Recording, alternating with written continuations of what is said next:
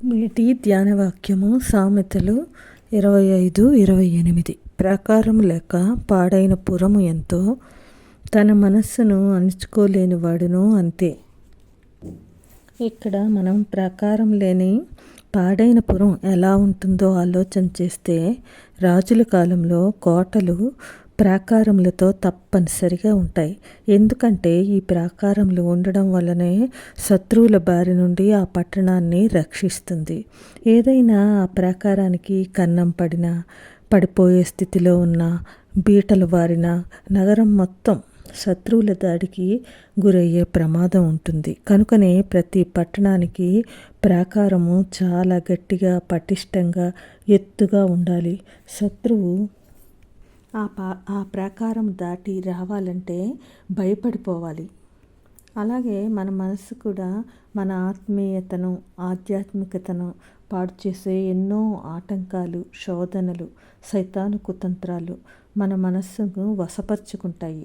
ఏమాత్రము మన మనసు పాడైన ప్రాకారంలాగా బీటలు వారి చిన్న దెబ్బకే పడిపోయే స్థితిలో ఉంటే మనం మన శత్రువులకు చోటిచ్చినట్లే. ఎలాంటి బలహీనమైందైనా మన మనస్సులోనికి చొరపడ్డం అంత పెద్ద కష్టమేమీ కాదు. ఈ లోకంలో మనకు హాని కలిగించేవి, మనల్ని నాశనం చేసేవి ఎన్నో ఉన్నాయి. మన మనసు పాడైపోయిన ప్రాకారంలాగా ఉందనుకోండి, ప్రతీదీ మన మనసులోకి చొచ్చుకుపోయి మనల్ని నాశనం చేస్తుంది. అందుకే కీర్తనలు 16:32లో పట్టణం పట్టుకుని వాని కంటే తన మనస్సును స్వాధీనపరుచుకునేవాడు శ్రేష్ఠుడు అని ఉంటుంది. మరి మన మనస్సులను ఎలా స్వాధీనపరచుకోవాలి? దానికి పరిష్కారం కూడా మన గ్రంథంలో దేవుడు చెప్తున్నారు.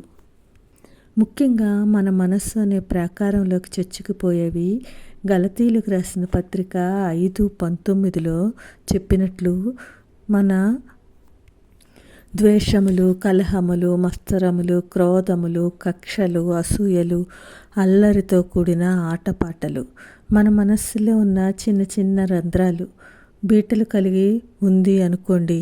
ఆ రంధ్రాల్లో నుండి మన మనస్సులోకి చొచ్చుకుపోవడానికి చాలా ప్రయత్నిస్తాయి. అదే బీటల వారి ఉన్నదనుకోండి, అలాంటి మనస్సును పడగొట్టడము ఇలాంటి శరీర కార్యాల అనే శత్రువులకు పెద్ద కష్టమేమీ కాదు. అవి మన జీవితానికి హాని కలిగించే శత్రువులు. అవి తరచూ మనల్ని పాపాల వైపే నెట్టేస్తాయి. ఎందుకంటే మన మనసు స్థిరంగా, దాని పునాది గట్టిగా లేదు కదా. ఎటు గాలి వేస్తే అటు ఊగిపోయే మనస్సులో ఏదైనా త్వరగా చొరబడిపోతుంది. అందుకే మన మనస్సును ఈ చొరబాటుదారుల నుండి రక్షించుకోవాలంటే స్థిరంగా ఉంచుకోవాలి. అంటే ఆత్మఫలాలైన ప్రేమ, మంచితనం, దీర్ఘశాంతం, దయాళుత్వం, సమాధానము, సాత్వికము, ఆశా నిగ్రహము, వీటితో మన మనస్సును అనే ప్రాకారాన్ని కట్టుకోవాలి. అప్పుడే అది దృఢంగా ఉండి శరీర కార్యాలు అనే గాలివానకు పడిపోకుండా శత్రువులు ప్రవేశించడానికి వీల్లేని దుర్భేద్యమైన ప్రాకారంగా ఉంటుంది. అన్నిటికంటే ముఖ్యంగా ఆశా నిగ్రహము. అది ఉంటే మనం మన ఆధీనంలో మన మనస్సును పెట్టుకోగలం. ఏదైనా అతిగా కావాలంటే అది మనల్ని నాశనం చేస్తుంది అని గుర్తుంచుకోవాలి. అందుకే సామెతలు 25:16లో తేనె కనుగొంటివా, తగినంత మట్టుకే త్రాగుము, అధికముగా త్రాగిన ఎడల కక్కివేయుదువేమో అని అంటారు. అందుకే ఏదైనా అతిగా ఆశించడము, దురాశల వైపు పరుగులు పెట్టడము చాలా ప్రమాదకరం. ఆత్మఫలాలైన వాటితో మన మనస్సు అనే ప్రాకారాన్ని కట్టుకుంటే మన మనస్సును మనం స్వాధీనం చేసుకోగలం. మనం చెప్పినట్లు మన మనస్సు వింటుంది, అది చెప్పినట్టు మనం వినం. తన మనస్సును స్వాధీనపరుచుకునేవాడు శ్రేష్ఠుడు అన్న రీతిలో మనం ఉండడానికి ప్రయత్నం చేద్దాం. అలాంటి కృప దేవుడు దయచేయునుగాక. ఆమేన్.